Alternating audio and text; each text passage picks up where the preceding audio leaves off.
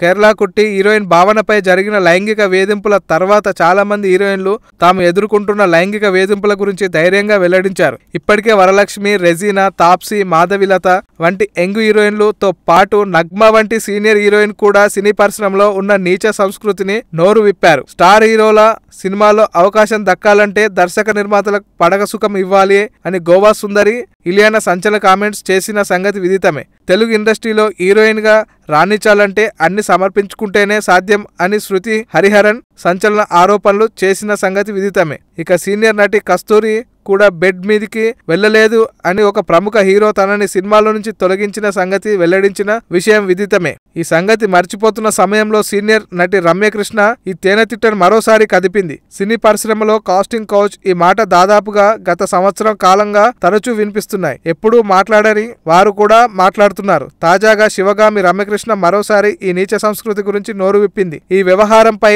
తన స్పందన బోల్డ్ గా చెప్పిన రమ్యకృష్ణ ఇతర రంగాల మాదిరిగానే సినిమా ఇండస్ట్రీలో అడ్జస్ట్మెంట్లు తప్పనిసరి అని చెప్పింది. అంతేకాకుండా అలా అడ్జస్ట్ అయిన హీరోయిన్లే కెరియర్ లో ముందుకు వెళ్తారని కూడా బోల్డ్ గా చెప్పింది రమ్యకృష్ణ.